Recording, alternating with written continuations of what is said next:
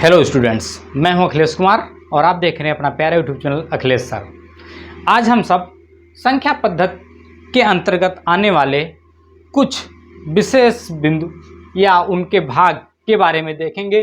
सबसे पहला हमारा है प्राकृतिक संख्या, इसके बाद है पूर्ण संख्या और उसके बाद है रूढ़ या अभाज्य संख्या। सबसे पहले हम देखेंगे प्राकृतिक संख्या।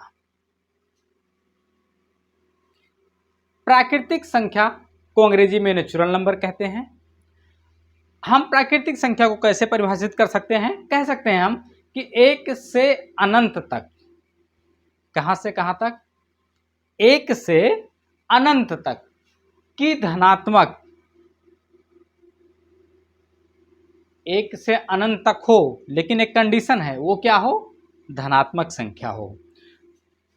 संख्याओं को प्राकृतिक संख्या कहते हैं। एक से अनंत तक की धनात्मक संख्याओं को प्राकृतिक संख्या कहते हैं और इसका प्रतीक, यानी किसका? प्राकृतिक संख्या का प्रतीक कैपिटल एन है। क्या है? Capital N.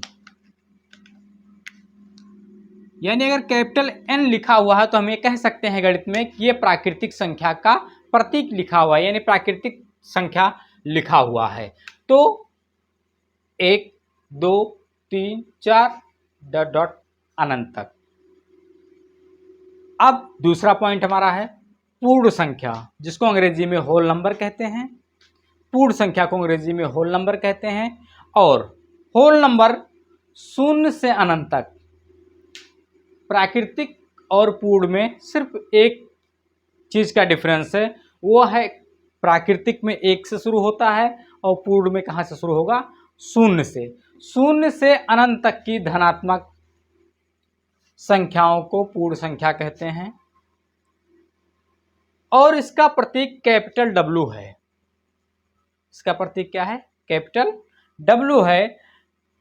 0 1 2 3 4 5। यानी अगर हम इसको 0 को ना देखें और डब्ल्यू को ना देखें तो हम कह सकते हैं कि यह प्राकृतिक संख्या है। यानी अगर हमको ऐसे कहना हो कि प्राकृतिक संख्या में 0 को बढ़ा देने से पूर्ण संख्या बन जाता है। नंबर 3 पर है रूढ़ या अभाज्य संख्या।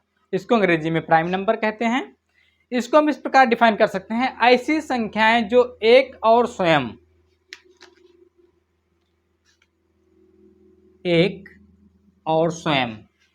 के अलावा किसी और संख्या से विभाजित ना हो। एक और स्वयं के अलावा किसी और संख्या से विभाजित ना हो, रूढ़ या अभाज्य संख्याएं कहलाती हैं। जैसे 3 5 7 11। देखिए, एक और स्वयं, स्वयं मतलब खुद के द्वारा या एक के द्वारा विभाजित ना हो, विभाजित ना हो। विभाजित ना होने का मतलब क्या है? विभाजित ना होने का मतलब है कि हम एक और उस संख्या को छोड़ दें तो किसी और संख्या से भाग देने पर पूरा भाग ना जाए, यानी कुछ ना कुछ शेषफल रह जाए तो हम कहेंगे कि ये पूरी विभाजित नहीं है। तो ऐसी कौन सी संख्या हो सकती है? 3। देखिए, 3 में 1 से भाग करेंगे तो पूरा कट जाएगा, 3 में 3 से भाग करेंगे तो पूरा कट जाएगा। क्या इसके अलावा कोई और संख्या है जिसके द्वारा 3 पूरा कट जाए? नहीं है। तो 3 क्या है आपकी? क्या है आपकी? रूढ़ या अभाज्य संख्या।